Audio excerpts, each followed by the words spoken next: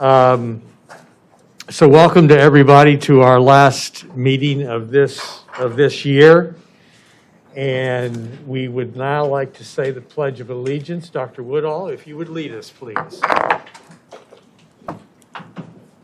Please join me in the pledge.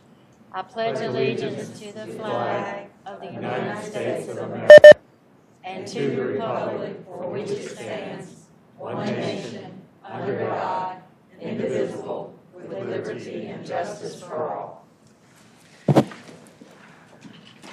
Thank you, Dr. Woodall. I just want to remind the board members that when you do speak, since most of us are wearing masks, to speak clearly into the microphone so that the recorder can pick up the sound for purposes of the minutes. The next item is the approval of the State Board of Education minutes for November 10th, 2020. If there's no objection to approving the minutes as presented, are there any? Hearing none, the minutes are approved by unanimous consent. The next item is the approval of the State Board of Education agenda for December 8th. Is there any objection to approving the agenda as presented? Hearing none, the agenda is approved by unanimous consent. Next is a recognition of visitors, and I'll introduce Kathy and Patrick during public comment. I'm not aware of any news media with us today. So with that, I will immediately move into the State Board Chair report. And I believe, Noel, I have something official to do. Yes, you do. You need to come over here. I can be coached. Do it here and I'll hand you. Well, this is a portion of the December meeting when we do acknowledge those retiring state board members. And it's my pleasure to do that recognition. And the first one is Dr. Tracy West, 5th Judicial District. She served November 12th, 2019 to December 8th, 2020, 1 year and 1 month.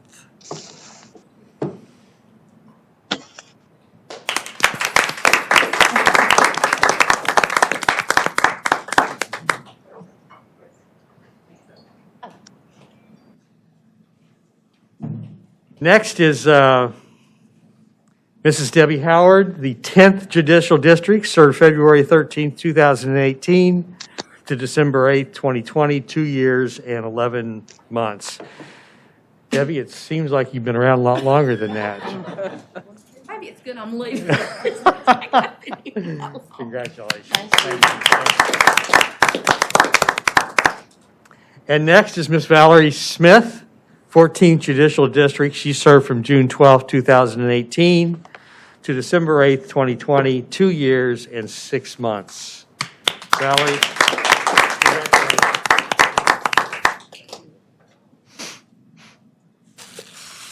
Okay, with that, I'm going to turn it over to the State Superintendent.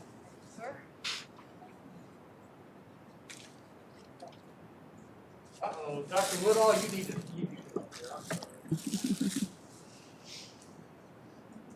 Oh, you get another.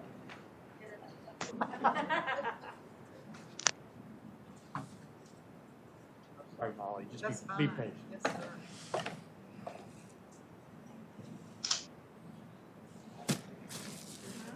Yeah, let's get our picture taken.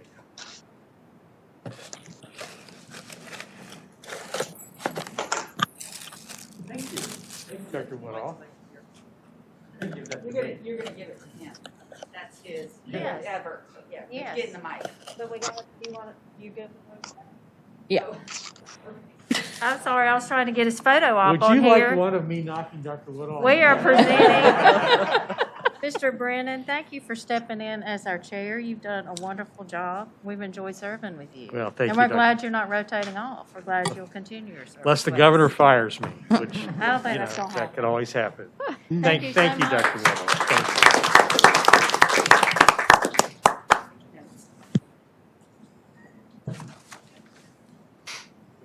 Ask. Thank you, Mr. Chairman. Madam Superintendent. Yes, sir. Thank you, Mr. Chairman and board members, a special thank you for those of you who are retiring today. Perhaps you'll be serving on a few more meetings until your replacement is appointed.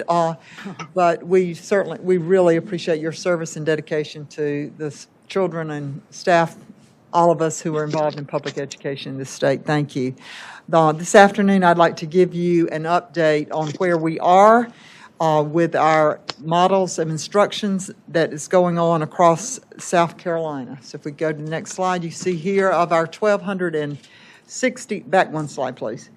There you go. Of our approximately 1,260 schools, full face-to-face means schools that are going 5 days a week in somewhat a normal situation. I've had the opportunity to visit many classrooms, and the ones I have been in, I can say I felt very safe. Children had on masks, teachers masks, students were distanced, and beautiful plexiglass separating students as they sat at their desk or tables. We have 76 schools that are using a model of 4 days a week, and that seems to be working real well. I spoke with Dr. Greg Little this morning. Lexington 1 is one of the districts that is using this model. On that 5th day, teachers, schools are clean, teachers have time to work with additional one-on-one with students who might need a little extra help. Planning time is done then, so that model is working very well. Hybrid means the students are going 2 to 3 days a week.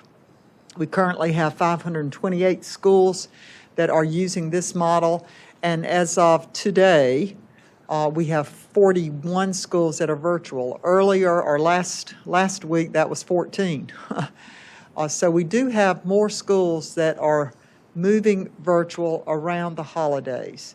And I think there are 4 districts now that have announced that they are moving virtual till the beginning of the school year. That decision is being made at the local level. They are talking with us as they move to that, as they change the model. If you go to the next slide, you can see the map here of those districts that I've just described. The yellow is those using the full virtual model. I will tell you that it's still, even though cases are going up, and we've had a spike in cases in South Carolina, and you see the news just like I do, watch the reports. In school, we've had a little spike in cases among students and teachers, but it's still running at about 4% of the cases statewide are in schools. And those numbers in school include students who are at home virtually and teachers who are at home virtually. We have had very, very little transmission in the school community. Those reports that we give, someone's sick, does not mean that the disease was transmitted at school. And as I've spoken with superintendents and they have done contact tracing, they can validate that. Now, there have been a few, but overall, it is still going really well in the schools, and that's because they are being so compliant with those mitigation tools that we've talked about so much: wearing masks, social distancing, cleaning, contact tracing, and now we're adding another component that is available, and that is the Abbott BinaxNOW school-based testing. You've read in the news that the federal government has sent these rapid tests out to states. Our frontline workers have access to those, and schools have access. And through executive order, over the last few weeks, we've been working with DHEC on sending those out to districts. We met last Thursday with the district superintendents, and Vicki Ladd, our nurse supervisor, has been meeting with nurses. This is an optional program, and you can see that of our 79 traditional districts, 45 of those are in 81 districts with the 2 charter districts. We have 45 districts that have said they are going to participate, 11 who have declined, and 25 districts who have not decided. I can understand our districts feel very overwhelmed, and quite honestly, testing is something that they don't normally do. And it is another thing that we're asking educators to do. The test, however, is a very simple, easy-to-give test.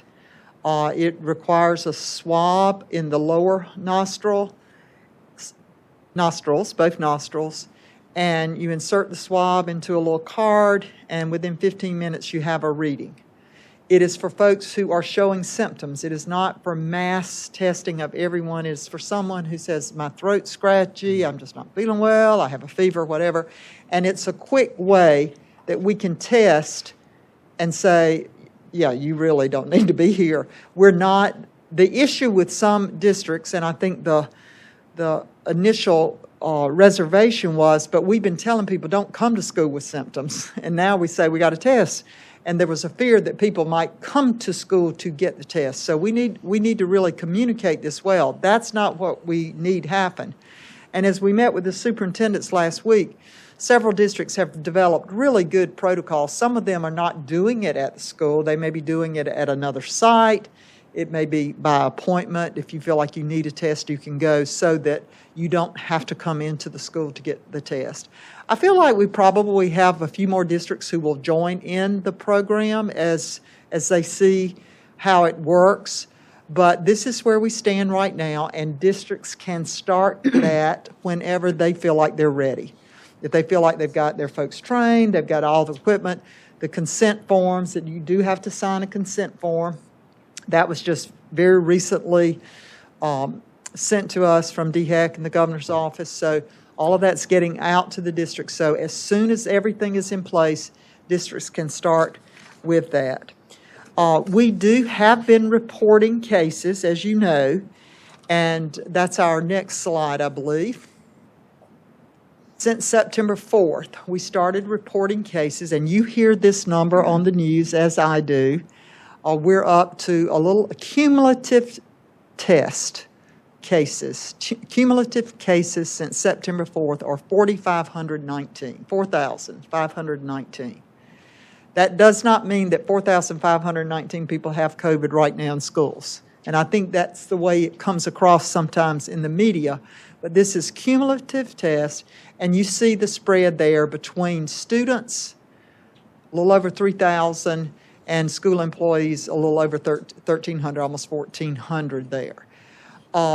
During that same period of time, from September 4th to now, the total number of cases in South Carolina that have been reported is over 106,000, 106, almost 600 among all South Carolinians. So that remains, as I said earlier, the cases within the schools is about 4.2% of the total cases, and we are, with our 800,000+ students and staff members, we're about 20% of the population in South Carolina. So that's why I can say, with the numbers to back me up, that schools are doing a really good job. And they're nervous, they're tired. We're all concerned about the spike in numbers that's happening right now. And folks are just really, just to ask about Georgetown, I think folks are just really trying to get to the Christmas holiday and let everyone go home and take a break, get some rest. And I have a feeling we may be dealing with another spike after the holidays. But we're going to keep on doing the right things as far as how we can mitigate the problem. I've had some ask me if I would release the school bus the requirement that we have that school buses can only be filled to about 60% of their capacity, and I do not plan to lift that. Some have said it's caused an issue with them not being able to go back, but I think as we have investigated, it's not so much the issue of how many students on the bus, but it's getting enough drivers to be there to drive the buses. So I've told superintendents to call me, if there is an issue that we need to work with them personally, but we don't really plan to change any of the requirements that we have. But I will say to you and to the public, as I've said to our superintendents, I think the question, and we do hear from folks, well, you know, if you go by your Accelerate Ed report and the numbers, everybody needs to be virtual. And I understand how some may interpret it that way. However, if you read our report very carefully, you know that we said that the disease chart spread was one of the factors that should be used. And as we have moved through this pandemic, in March, we didn't know how it was going to work in schools. We really didn't know if students would wear their mask. We really didn't know how we were going to maintain social distancing. We never dreamed we'd have plexiglass at every student's desk back in March.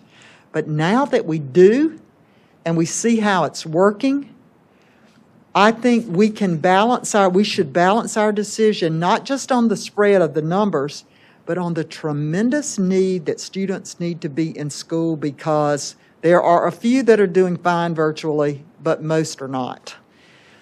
Not just in content, but social and emotional isolation has really caused some severe issues with our students and our faculties. So in balancing the question, we're proving that you can be in school safely, and that you really need to consider that, not just the one factor of what the disease spread is. Because all over the state, folks are doing it very, very well. So I'll pause there. That's really the main information I wanted to bring to you today, Mr. Chair. So if anyone has questions or need other information, I'll be glad to respond. Questions for our superintendent? I don't think it's a question, but more of a, that make sure that I did, because I like to be clear, because a lot of times with the COVID-19 testing, and when I looked at it coming into the schools, and being as you saying that they have an option. There's no penalty if the school say, I don't want to do it, I don't want to be a part of it. There's no penalty or anything for No, that, it's so- not. Okay. I've encouraged them, to consider it, because I think one of the complaints that I have been hearing is that, particularly with our teachers, with the contact tracing, you may be exposed and you go home for 14 days and never develop the virus. So we've been hearing, what are we going to do? Teachers are running out of sick leave. Some really want to get back there. And so this test will help with that. You can test, you could do it every day with them if you wanted to, and decide, are they safe to come back to the classroom? So I encouraged the superintendents to consider doing it. But there is no penalty. It is optional for them. But I personally believe that it is a tool, and we need to be using every tool that we can to keep things going. And it helps solve that problem of people sitting home who really don't have the virus, but they have that quarantine. Now, the CDC has now come out with lesser days, 7 to 10 days. And again, but that would still help with that issue that we're facing. So, but there is no penalty. It is up to the school district.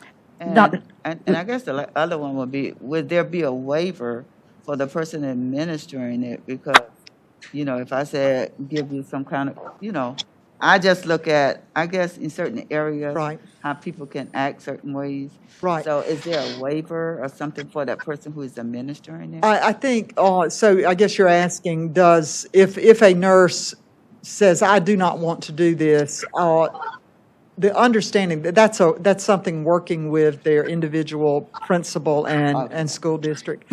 As of now, the athletic trainers in the schools have been approved to give administer the test, as well as nurse professionals. So it's, they can have some assistance there. And I guess if they wanted, we told the superintendents if they wanted to use some of their CARES Act funding and hire additional people to come in for this, other folks that might have medical training, very limited, was required, that they could also do that. Ms. Howard? Are schools going to be encouraged or allowed to change the number of days for quarantine since that has come out? Yes. Because I know, I think, We've sent the information. We started doing a weekly memo to districts.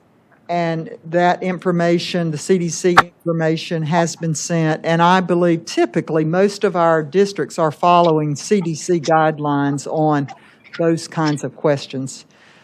because I know at home they've said, you're better off just getting the virus because then you don't have to stay out as long as you do if you're Well, contact traced. True.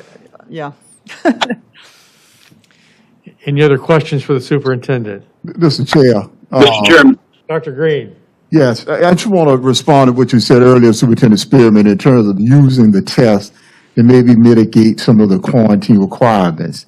And the problem with that is, as long as the test is only to be administered to symptomatic individuals, then it cannot be used for that purpose. And so you are correct that we have quarantined some staff members who have come into possible close contact with a confirmed positive, and then we ask them to quarantine for a period of time.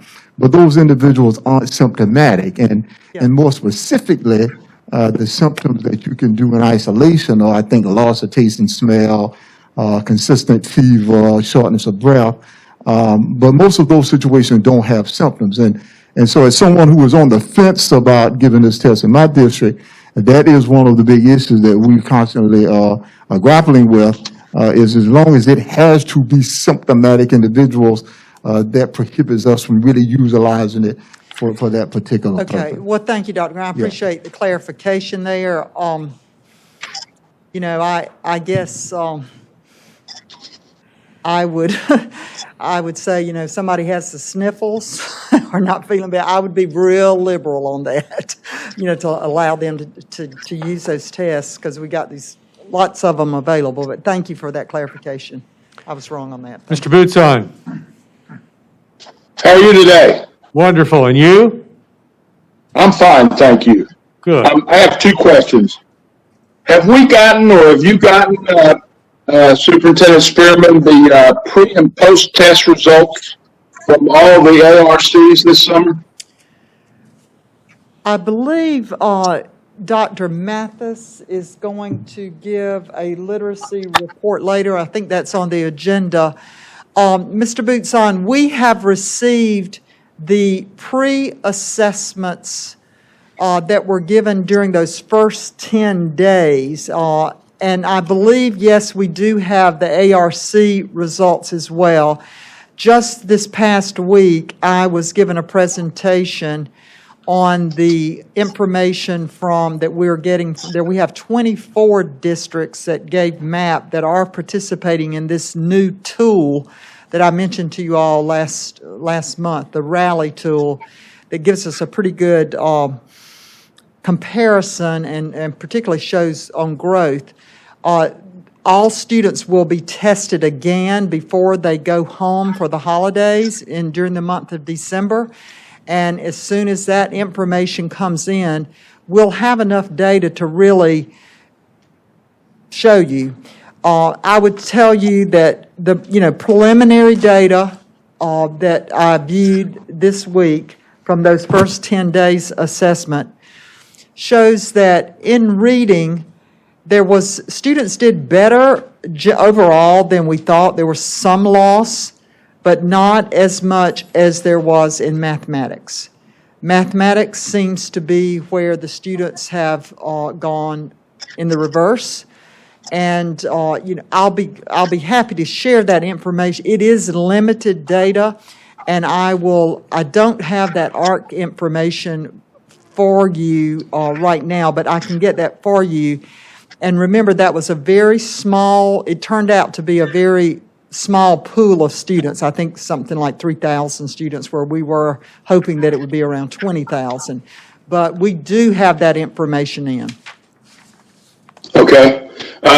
The reason I asked, for a couple of reasons, but the main reason I asked was I keep seeing probably once a week an article coming from someplace or another, some journal article, some education trade things about the loss across the country, where districts are reporting 2 and 3 times as much failure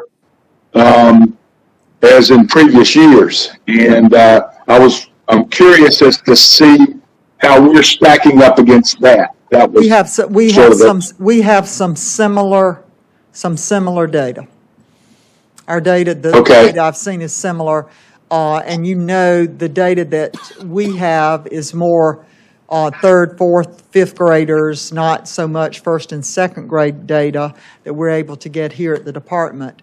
But we are seeing similar. However, it was not quite as much loss in reading, and I think that's because families and students can practice that pretty easily at home and build on their skills. The more they read, the better they are at it, versus math, Right. where there's a lot of instruction and it's more scaffold of, one skill lays on top of another that's generally not taught at home, but, in the classroom. So we're going to have to do some really significant work. I was with a group of teachers yesterday afternoon up in the Ware Shoals area, and they told me they saw the same thing with their groups, but they were so thankful that they do have their students back face-to-face. They are in a hybrid model, so they have 8 to 10 children in a classroom. And it's remarkable, they said it was remarkable how much they're getting done and how quickly they're catching the students up because of that smaller class size that they're able to get the work done. So they are very optimistic about what they've been able to do having those students back in face-to-face.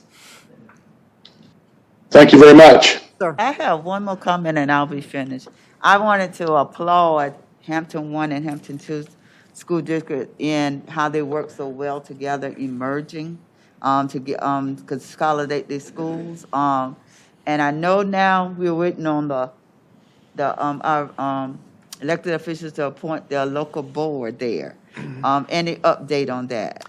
No, ma'am, I don't, but you're right. I'm hoping that will happen as soon as the legislature gets back in and gets back into a more normal schedule in January. So I hope that that's going to happen right away. Because But they I don't don't have have any an detail. active board down working. I think They're saying, well, their boards, it's not an official, they don't officially consolidate, I think, till the July 1, or those members that are serving now are kind of all doing it together. Okay, So, but yes, the sooner that's done, the better it will be. okay, all right. But thank you. I hope by next month's meeting, I hope I'll have information for you. Okay, thank you. Thank you, Superintendent. Any comments from the parliamentarian today? Okay, thank you. It's now time for public comment, and just remind those giving public comment that we appreciate your interest in public education. You'll be allotted 5 minutes for your comments. Since we're hearing your comments for the very first time, it's our policy to accept your comments as information. If we have questions or need additional information, we will contact you at a later date. Thank you for understanding these procedures. And with that, I'm going to call on my good friend, Kathy Manus. Kathy is are you Executive Director or President and CEO? I'm the Executive Director. Executive Director of the Palmetto State Teachers Association, but also, Kathy is also now the President of the National League of Cities, which I think that's a pretty big deal. Yes. So Kathy, the floor is yours. Thank you, and I appreciate you saying that. I am very proud to be the first person from South Carolina to ever hold that title. Okay. So good afternoon, and Mr. Chairman, thank you for your leadership. I am Kathy Manus, the Executive Director of Palmetto State Teachers Association. Ladies and gentlemen of the board, thank you for your continued service to the students and the teachers, the professional educators of South Carolina. These are obviously unprecedented and challenging times in the schools across the state, and your work is so important to the success and well-being of the people that work and learn in our schools. I'm coming before you as a follow-up to the remarks that I made a few months ago concerning a joint letter dated July the 27th to the state board from our association, Palmetto State Teachers Association, and the SCEA. In that letter, the two associations asked the state board to refrain from issuing license suspensions to educators that feel compelled to breach their contract due to stated reasons related to COVID-19. At the time of the letter, our request was based on suspected but not yet experienced fear that the continuing public health threat posed by the pandemic would put some South Carolina educators in the impossible situation of choosing between their lives and their livelihood. Unfortunately, the situation we feared in July is now becoming reality for numerous educators across our state. The state board from our association. Given the unique threat posed by COVID-19, many educators across our state are simply at a greater risk from exposure to the virus in a larger group settings, whether as a result of their own medical history or the medical needs of the individuals at their home. At the start of the year, many of these educators were able to balance their employment status and medical needs by using FMLA coverage. But we've now reached the point in the school year where those teachers have reached the end of that available coverage. As a result, we believe the continued rapid spread of COVID-19 in our state will lead districts experiencing growing numbers of COVID-related resignations. We hear every week from members that are considering resigning due to health concerns, and we have already seen early signs of COVID-related resignations in news reports across the state. On November the 6th, the Post and Courier reported that Charleston County Schools had experienced 18 more teacher resignations compared to the same time last year. In Dorchester, too, 5 more teachers have resigned. In Berkeley, reported 6 resignations due to COVID. In the Midlands, WLTX News reported on November the 11th that Kershaw County Schools had seen 7 resignations due to COVID, and Orangeburg reported 2. And in the upstate, WSPA News reported 63 more staff resignations in the Greenville County Schools compared to the previous year. What makes these numbers especially alarming is that South Carolina was already in the midst of a teacher shortage crisis before the pandemic. I know you're aware of the scope of the growing teacher shortage in our state, a crisis that was already stretching the capacity of our schools. Now, due to the pandemic, our state's teaching workforce is literally at the breaking point. For this reason, I come before you again today to reaffirm the request to refrain from any license suspension of educators that resign mid-year due to documented concerns of COVID-19. Ideally, our association would love to see local districts complete the hard work required to meet the medically related accommodations requests of their staff. The Accelerate ED Task Force gave districts a template for how to achieve this goal over the summer by encouraging districts to build their master schedules that allowed staff with medical concerns to provide remote instruction to students that opted to do distant learning. However, most districts in the state have failed to do that work, and we think the gradual increase in teacher resignations experienced to date will become an ever-growing wave as the virus continues to spread and staff exhaust their FMLA. These educators, when they are compelled to resign due to health concerns, a situation that has caused many of them immense hardship and stress. These dedicated educators do not need the additional stress that results from a district seeking to suspend their license.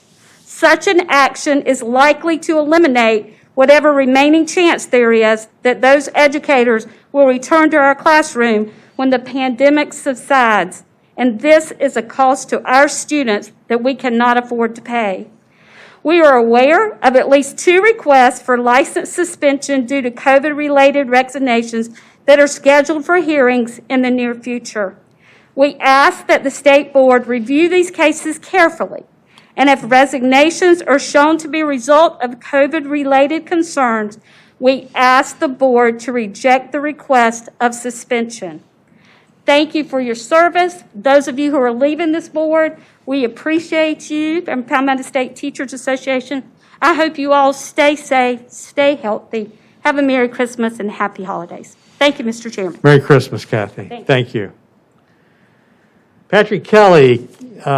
Patrick is the Director of Governmental Affairs for the Palmetto State Teachers Association.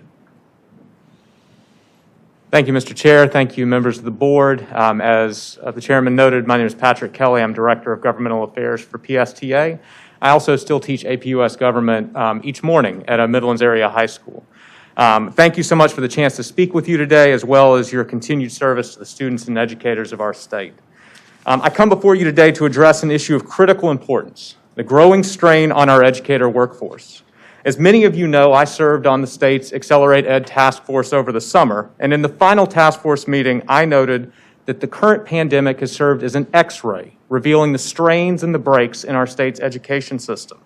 Now, at the time, the impact of COVID was causing strains, but we hadn't reached the breaking point. But unfortunately, as the virus continues to spread and surge, I'm fearful that we're reaching the breaking point, and nowhere is that more true than when it comes to the working conditions of our state's professional educators. Educators are currently being asked to do more than ever before to achieve, quote, normal results in the midst of a pandemic, a moment that is anything but normal. We seek to return to normal in order to close student learning gaps. Gaps often measured by comparing what students are doing on tests this year in the midst of a pandemic compared to what students did in prior years when students were not experiencing a generational public health and economic crisis. To achieve this sense of normalcy, teachers have been tasked with ever-increasing duties, often being asked to serve as two teachers at the same time by instructing students in person and virtually simultaneously, something that Accelerate Ed specifically implored districts not to do. As a result, our teaching workforce is breaking in South Carolina. As Kathy shared, there's evidence of an increase in teacher resignations, and any further growth of the teacher shortage crisis in South Carolina poses a direct and sustained threat to student achievement in this state. Research consistently shows that the number one factor in school determining student achievement is the quality of the teacher in the classroom. So it stands to reason that a school that can't fill its teaching vacancies will be falling short of fully serving their students. Simply put, a school without great teachers cannot be great, and our students deserve great schools. Now, a large portion of the strain on teachers has been the result of decisions beyond the scope of this board. While some leaders in our state have criticized districts for not offering more normal instructional models, those same leaders have often failed to take the necessary steps to mitigate the spread of the virus. Steps like requiring masks in public settings, or districts not universally following Superintendent Spearman's requirement for masks in public school buildings. However, there is one important factor within the purview of this board that matters to the teaching workforce right now, and that's class size and max student loads. And we know the importance of social distancing during this pandemic, but it's something that our schools were ill-equipped to do as a result of decades of oversized classes in South Carolina. As you know, current state regs allow for 30 to 35 students in classes with higher numbers for art and PE teachers. Schools have pushed these limits for years, which made it challenging to schedule this year to accommodate social distancing. Even with hybrid scheduling, our association continues to hear from teachers unable to maintain social distancing because of class sizes of 25 or more in our current pandemic environment. While these class sizes are problematic now because of health and safety concerns, they've always been a concern for academic reasons. I teach high school seniors, and I've had years with 34 students in a single class. I've struggled to meet the academic needs of those students as I teach a class that should be rich in discussion. But discussion's hard to achieve with 34 students in 45 minutes of instructional time. The challenge is even greater at the elementary level. I simply cannot fathom how anyone can single-handedly meet the educational and academic needs of 30 to 35 elementary students in a classroom setting. But that's what we do in South Carolina, and in doing so, we've been falling short for our students. We're also falling short because of state regulations for max student loads, or in the case of virtual instruction, the absence of regulations.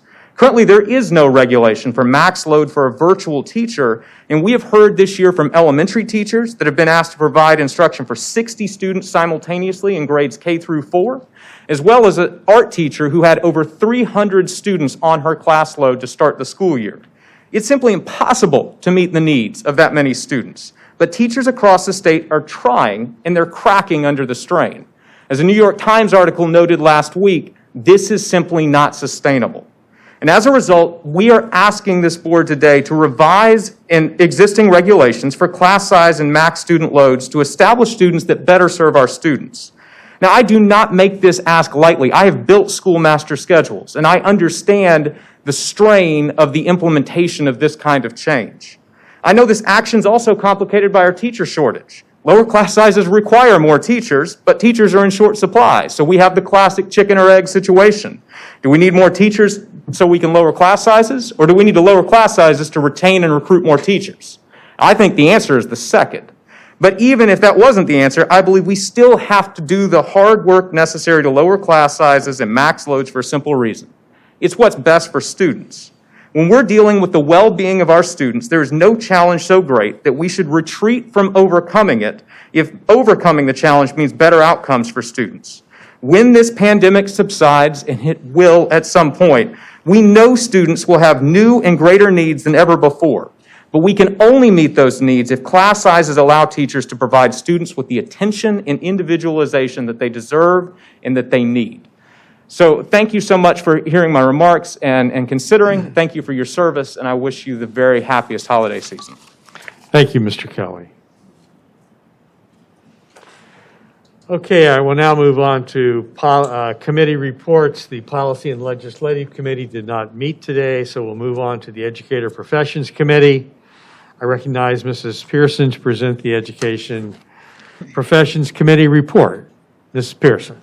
Yes, sir. The Education Profession Committee had 2 action items this morning. EPO1, accreditation decision for Coker University, and EPO2, request for educator preparation provider for out-of-state students placement. That was from Claflin University. Those 2 items are to be placed on the consent agenda. We had 1 information item. The committee heard 1 information item on Professional Review Committee, Educator Preparation Provider Program Updates. And that concludes my report. So items 01 and 02 are on the consent agenda. We'll now move to the Standards Learning and Accountability Committee, and I recognize Mrs. Howard to present that report. This morning, there was 1 approval item presented to the Standards Learning and Accountability Committee. That was report of recommendations from the Instructional Materials Advisory Committee for the 2021 adoption cycle. Ms. Chris Stewart, Program Coordinator, presented the information. The duties of our State Board of Education Instructional Material Advisory Committee require that recommendations be made to the State Board of Education relative to instructional material needs for South Carolina Public Schools. These recommendations submitted for State Board approval include subject areas to be open for the bids for the 2021 instructional materials adoption cycle, prioritized lists for purchasing unfunded instructional materials for the year 2021-22, options to extend or renegotiate expiring contracts for the year 21-22, and the 2021 instructional material adoptions calendar of events. We had 1 information item on the Learning Objective Repository, and I think Dr. Mathis and Dr. DeAndrea are on line ready to present some information for the full board. Thank you, Ms. Howard. I'll turn this over to Dr. Lee DeAndrea, who is joined the department to lead the work in the Learning Object Repository. Many of you will know Lee, who has been working with the Education Oversight Committee the past 2 years with the e-learning pilot project, and prior to that, she was the superintendent at Anderson School District 4. Dr. DeAndrea. Thank you, Dr. Mathis, and Madam Chairman, Ms. Howard. Let me just begin with by going back just a couple of years to the inception of the e-learning project, nobody 2 years ago had any idea that a pandemic was on the horizon. What we were looking at the time in that pilot project was, what does a rich digital environment look like in a classroom? What elements have to be there in order to possibly use an inclement weather day in a virtual environment, thereby not interfering with the continuation of instruction in the event of hurricanes or snow or whatever. The findings were pretty substantial both years in the pilot project, and then the pandemic occurred. And so I focused my explanation of the lore by saying, we will never go back to the old way of developing an instructional classroom environment. This digital environment, this digital ecosystem is really what's best for students. Sadly, the pandemic has come and we have now accelerated the development of that. One of the critical components of that ecosystem is having a learning object repository available to every teacher so that every child has availability of high quality resources. We have secured a platform from vendor Safari Montage, and basically I want to walk you through what the lore looks like. Next slide, please. A learning object repository is literally a mega library, as I said, for all teachers in all districts. It gives everyone the access to high-quality resources, whether or not, regardless of the modality, face-to-face, virtual, or even a remote or asynchronous environment. We believe it will save teachers time once they get familiar with the Safari Montage platform. It also ensures, as I said, high-quality, curated material, and there's equitable access across the board. Finally, the lore creates a space for all those professional development videos, resources, so that every teacher can see. And our teachers are doing some phenomenal teaching. This way, a teacher in another district can look at a high-quality Algebra 1 lesson and say, oh, I get it. It's kind of like those of us who have maybe ever endeavored to play golf or tennis or a sport. If you have a video to look at or a coach to help you, it's much easier than trying to do that all on your own. Next slide, please. Thank you. So what goes into the South Carolina lore? This is the process we're working on now. There are really 4 feeders, if you will, to the content. The first one is literally what I was just talking about. Those lessons that have been created by teachers, groups of teachers. There's so much professional development in groups and clusters of teachers planning and organizing. And then they can share with each other within their district, and then from district to district, those model lessons, those resources, and those assessments that they're using. The second feeder system comes from the licensed materials that we buy as a state. Those are copyrighted materials. The biggest one we've recently purchased is Discovery Education. So all the videos, all the images, all the content and playlists that are in Discovery Education will now be available to every teacher. We back up. We purchased Safari Montage. That platform also comes with a lot of content. For instance, all the PBS material, and lots of others. So we literally now have over 1 million pieces collectively of purchased materials, all correlated to South Carolina standards. The third feeder system, as I mentioned earlier, are those professional development opportunities where I'm a teacher, I'm sitting at home, or I'm a group of teachers and I'm in a PLC, in a classroom, or a building. I can go onto the LOR and I can find examples, high quality professional development and communication.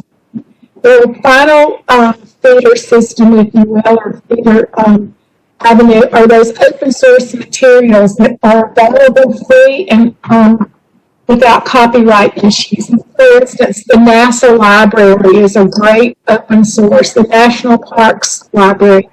But in the process of bringing those in and teachers looking at them, there will be resources will now be tagged and meta tagged according to the standards. So teachers can look and search by standards. So that's how we're going to populate it. Next slide, please. This is a quick graphic of, so how, when we say we're building a LOR, what does the building look like? As I said, we purchased Safari Montage. That's the block there in the middle. Those green bookshelves represent the sources I just spoke of in terms of where we're getting this content from. That little gray box on the lower left side with the white table is literally represents the classrooms and districts. And as you can see, there's some steps that represent the districts have LMSs. They have learning management systems. Every district does. But we didn't want to ask a district to change their LMS. Teachers were already trying to learn how to use Google or Schoology or Canvas or Blackboard. And so Safari Montage ensures us, and they're now working building those out, so that regardless of your LMS, who's sitting around that table, you can go and get that resource and bring it right in to your teacher, to the teacher's classroom. The box at the top where all those people are standing up, that's literally where content is created. And of course, you see the lady or man walking across the bridge. We'll be bringing that in on an ongoing basis. And finally, the little gray box at the bottom right-hand side represents the how you bring Safari Montage and how you populate it. And that's through our PowerSchool database, so that every teacher, every person who has an email account in the school district has access to Safari Montage or to our LOR. And next slide, please. That's what I just walked you through, so we can keep going to the next slide. Thank you. Next steps. We're in the process right now of technically building those connections between the state LOR and the district. Safari Montage and the department are working through it with their technical teams so that every, as I said, every teacher and every staff member in a district using their existing login will be able to log on, authenticate themselves through a single sign-on, and have access. That process is in phases, using the e-learning districts first, and we will step through group by group, 3 groups of districts until about the end of January. Then every teacher will be able to log on and begin to pull those, check those books out, if you will, or pull those resources into their learner management system. The professional development and the content building are ongoing processes. It's just like they're keeping a lot of things at the library up to date. We will continue to do that. We have some very robust professional development, first from Safari Montage, then from Discovery, and then the department, following a phased cyclical approach all the way through into the summer. Let me just make a couple other notes. We're working with NIET, the organization that helped us build our 4.0 rubric, to develop a rubric for determining and curating the content. This ensures that when teachers plan and a lesson meets that rubric or measures up on that rubric, then it feeds right into high quality teaching, which feeds right into the teacher evaluation. So those standards and that progression is all very evident. I'll go back and also mention that in our content, we are so excited to have our state partners, South Carolina ETV, the State Library, and the State Museum, all working diligently with us and Florida Montage to develop that content in a format that will be easily accessible. So I'll stop there and I'll conclude with the way I started off. It will never be the same. I heard someone mention earlier, we'll be glad when the pandemic is over, and yes, it will be over. But we will have a new instructional environment, I think, not only in South Carolina, but across the country, and that is the rich use of digital resources and content in order for our students to learn and understand and, become the global citizen that's so articulated in that profile of the South Carolina graduate. I'm excited about it, and it's moving along well, and it'll move even faster when the pandemic is behind us. I'll stop and entertain any questions then. Is there any questions? Dr. Mathis? Are there any questions for Dr. DeAndrea? Hearing none, Dr. DeAndrea, we thank you for doing the presentation and look forward to seeing where this goes. Thank you very much. Thank you, Lee. So we added one. So item 01 is on the consent agenda. Item 01 is on the consent Okay. agenda. Thank you, Ms. Howard. The next committee is the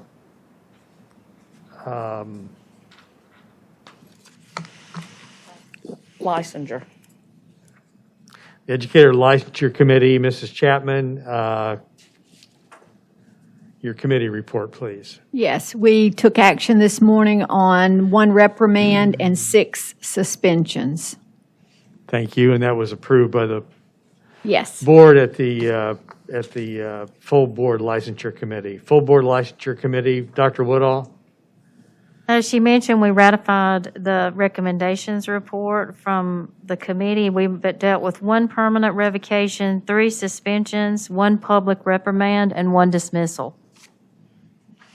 Thank you, Dr. Woodall. The next report is the nomination for the 2021 chair-elect, and I will call on Dr. Downs to present her committee's report. Dr. Downs? You're muted. You're on mute, Dr. Downs. No, I'm not. Okay, you're not. Oops. The nominating committee met via telephone on November 20th, 2020 to discuss the selection nominees for the 2021 chair-elect position.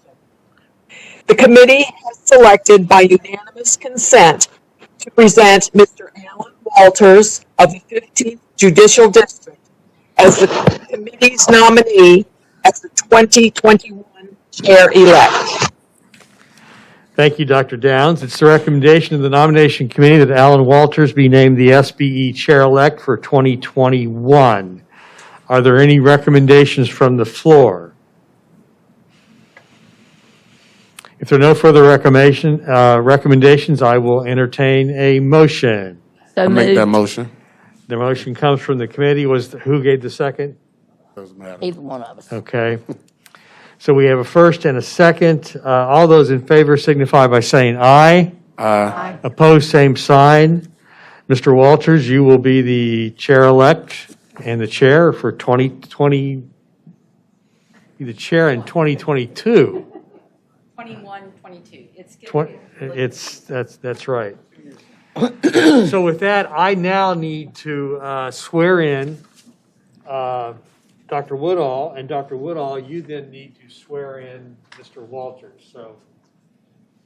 Woodall.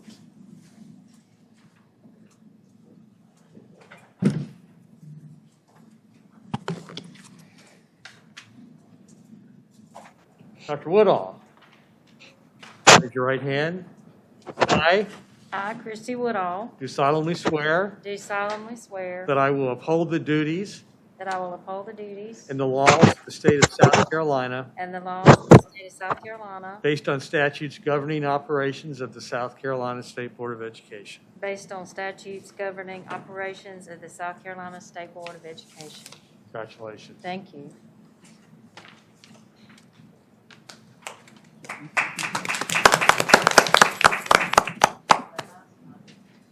Raise your hand.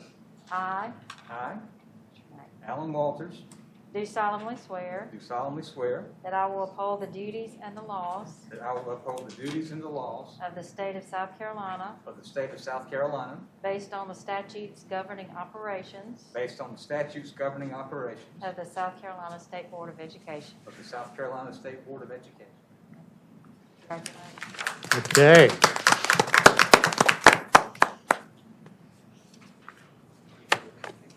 That's right. One more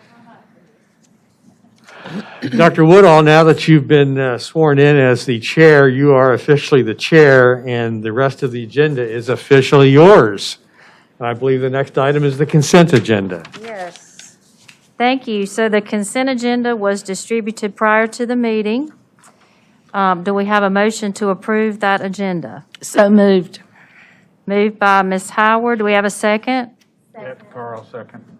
Second by Ms. Stapleton.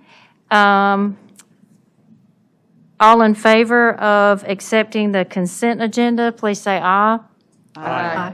Any opposition? So that was approval of EP 01 and 02 and the standards item 01 for the Instructional Materials Advisory Committee. So now we have an information section on school district waiver request. Sarah Longshore. Are you with us, Dr. Longshore? Okay. We can hear you now. Okay, perfect. Welcome. Well, good afternoon, Chairman, members of the board, Superintendent Spearman. Regulation 43-261 allows for any regulation that would impede the implementation of an approved district strategic plan or school renewal plan to be waived. And also it gives the state superintendent the ability to waive regulatory requirements for similarly situated school districts and schools. So pursuant to this regulation, the South Carolina Department of Education has recently approved waivers for 2 school districts, the School District of Greenville County and Charleston County School District. Since these waivers have already been granted, this report serves as information for the board. Regulation 43-205 requires that pre-kindergarten class sizes not exceed a 20-to-1 maximum student-to-teacher ratio. And the School District of Greenville County was approved for a waiver that will allow the district to increase the number of students served in each 4K classroom from 20 students to 23 students, simply to expand access and opportunity to more students. By adding 3 students to each class, the district can increase the number of at-risk students served by 15% without any additional funding, which would be the equivalent of adding 11 classrooms. Adding this very small number of students will not impact program quality or instructional implementation. And each 4K class includes 1 early childhood certified teacher and 1 instructional aide, both of whom receive annual training specific to high-quality early childhood programming.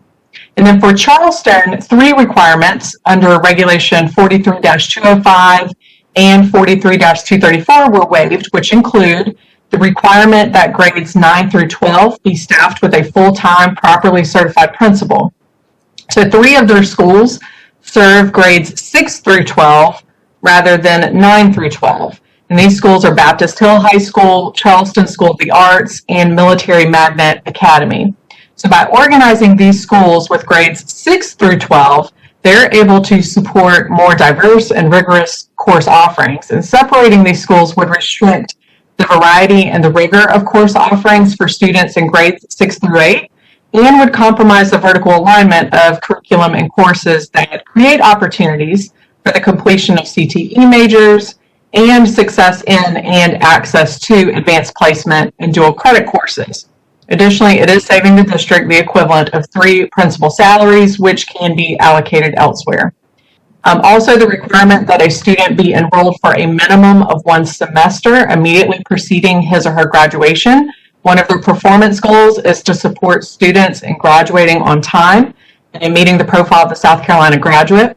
And the district provides pathways to on-time graduation for all students, regardless of enrollment changes within a semester, provided that the required coursework for a South Carolina diploma has been successfully completed. And finally, the requirements that a teacher not teach more than 1,500 minutes per week, and that a teacher not be assigned classes requiring more than 4 preparations per day. This is for the teachers at Charleston School of the Arts, because they provide instruction in the fine arts for students at multiple levels at the same time, which often requires additional preparations and or additional minutes of instruction. This flexibility allows for a wide range of fine arts and humanities courses that prepare students for advanced placement courses, such as AP Art History, AP Music, Theory, AP Studio Art, etc. So in each request for exemption, both for Greenville and for Charleston, it is tied directly to a performance goal in the district strategic or school renewal plan. And pursuant to 43-261, flexibility has been granted to each district to increase the likelihood of achieving a successful outcome. This concludes my report. Thank you for your time. Thank you, Dr. Longshore. Are there any questions? Thank you. Our next item is from Dr. Mathis, a literacy update. Are you with us, Dr. Mathis? Dr. Woodall, I'm here. Can you hear me? Yes, we can. Welcome. Great. Before I start the literacy update, I'd just like to respond to Mr. Bootson's question about the academic recovery camp data. We do have that data, and our plans are to focus on our report in January and combine that with the winter data that we have from our post-assessments.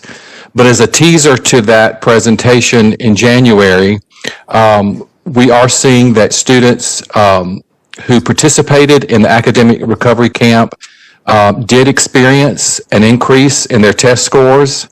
The greatest growth appeared to be at kindergarten in the area of math. However, the grade with the least amount of growth appears to be at first grade in reading. So while there may not be a real consistent pattern of positive effects, there is evidence that the academic recovery camps did help students recover from the COVID slide. And those that seem to benefit the most from the academic recovery camp were those who were our lowest performers, and perhaps they had the greatest gains to make. So we'll bring more information in a deeper dive into the data in our January meeting. This year, the Office of Early Learning and Literacy designed a strategic focus to assist schools who had 50% or more of their third graders scoring in does not meet on the 2019 English Language Arts Administration of SC Ready.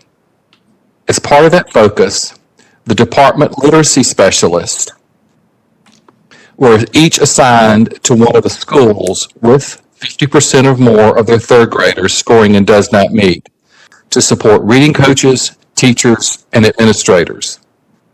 Part of the literacy specialist responsibilities included analyzing data that supports the school's reading plan, leading professional learning, and supporting classroom, full classroom, and small group instruction.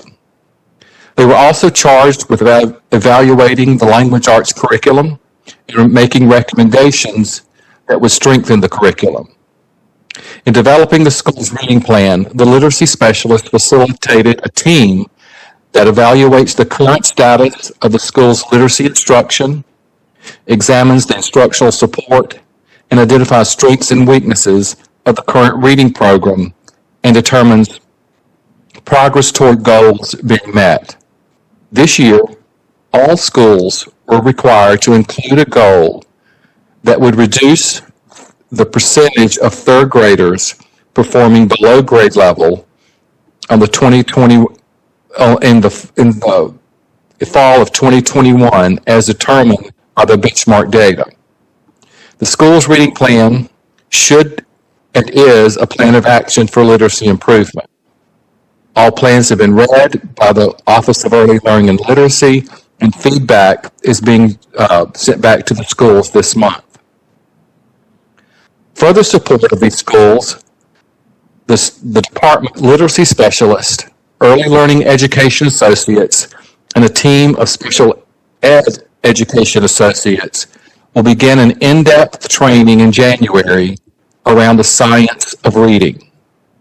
The science of reading is a research-based approach to teaching reading by equipping teachers with the understanding of how word recognition and language composition are braided together to produce skilled, fluent readers. Language comprehension and word recognition both have a skill set that influence each other in developing proficient readers. To accomplish this goal of empowering our staff in the science of reading, the department will provide a course of study provided by Voyager Sopris Learning known as LETTERS, Language Essentials for Teachers of Reading and Spelling. LETTERS is not a set curriculum, but a course of study encompassing the research around the most promising research practices of teaching word recognition and language comprehension. LETTERS is a curriculum agnostic tool and can be applied to any curriculum a district is implementing. LETTERS gives teachers a skill set they need to master how to teach the 5 essential components of literacy: phonemic awareness, phonics, fluency, vocabulary, and comprehension. It also places an emphasis on the components of writing, spelling, and oral language. Uniquely, it outlines when and how to implement instructional strategies and routines and activities that provide an approach to differentiate instruction to meet the needs of all students. It also requires practice and application to the current teacher's classroom to make sure that the course of study, the knowledge is transferred to the classroom. LETTERS gives us an opportunity to bridge the gap in how teachers were prepared to teach reading. Teachers enter the workforce with a variety of experiences and skill sets in how to teach reading. This is an opportunity to align instructional delivery with sound principles of teaching reading, and LETTERS will equip each school with a population of 50% or more of their third graders scoring a does not meet with a literacy specialist who will be a resource in the most sound practices of teaching reading. While several factors impact student performance, clearly teachers matter most. The department is committed to providing all teachers with the skill set needed to provide reading instruction that yields the greatest results. LETTERS training provides an opportunity to increase knowledge of teachers as we begin a train-the-trainer model with our literacy specialists and education associates. Further, LETTERS will support our multi-tiered system of support, as you know, MTSS, modeled by further training of teachers how to recognize reading and address deficiencies, including dyslexia. This curriculum or this course of study is aligned to the International Dyslexia Association, and it develops the skills needed in preventing and remediating reading difficulties for each student at each grade level. LETTERS also provides support for administrators, specifically the building level principal, instructing them how to use school data and provide and create an effective MTSS model and a guide for literacy improvement. It's my opinion, an effective classroom teacher plus a supportive, knowledgeable principal equals increased student proficiency. And Dr. Woodall, that completes my report. I'll be glad to answer any questions. Thank you, Dr. Mathis. I know Mr. Bootson had some questions earlier. Mr. Bootson, are you with us? I don't hear him, Dr. Mathis, but he did have some questions, so we'll. I'm here. Okay, well, did you have some questions for Dr. Mathis? Was that more information I do you were not. looking for? I do not. Okay. Well, thank you again, Dr. Mathis. Are there any questions from the table? No questions. Thank you. Thank you. It is now time for Ms. Mack's updates of our school districts. Is Ms. Mack with us?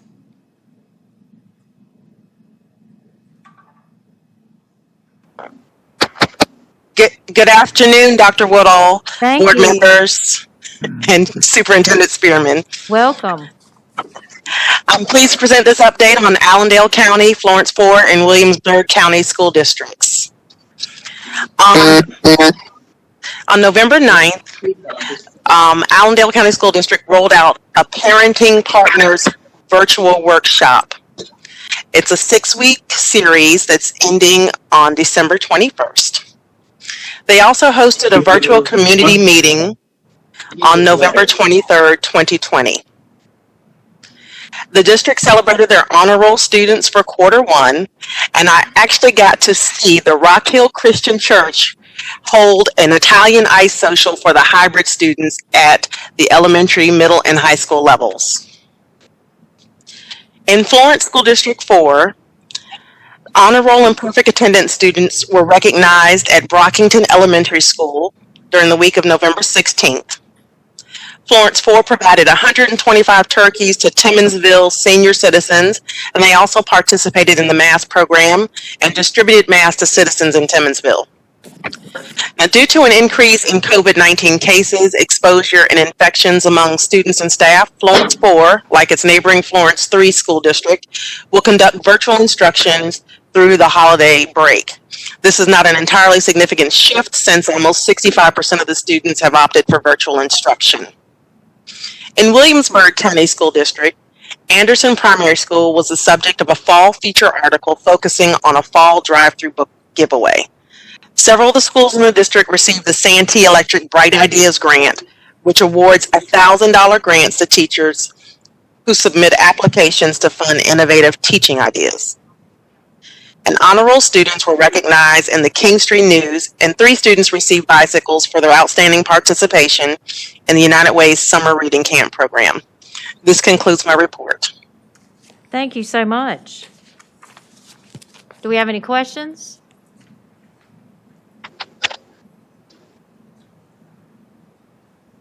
You ready? I didn't see you. I'm sorry. Would you like to join us now and give us an update on Clarendon?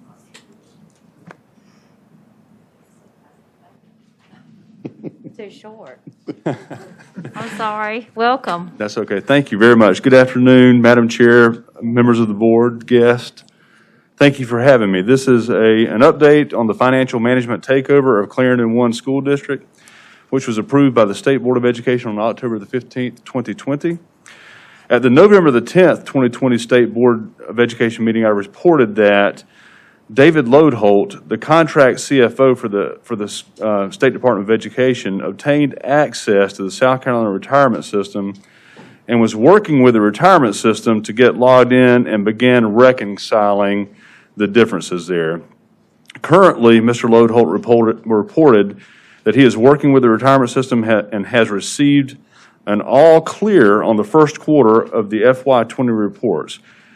He informed me that this is required in order to be able to proceed with being able to take care of the obligation. Currently, as of today, no payment has been made towards the liability. The first quarter reports had just been cleared. That liability is roughly $800,000, so no payment has been made towards that liability as of today. As of last month, he was also working with the IRS to gain access to their system in order to reconcile and begin making deposits on the liability. Currently, he has reported that the IRS obligation has been paid in full. So that's good news. That was around $425,000.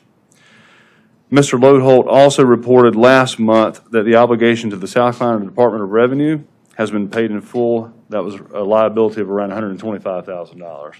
So he has paid everything regarding the liabilities except for the retirement system, and he is working on that. So,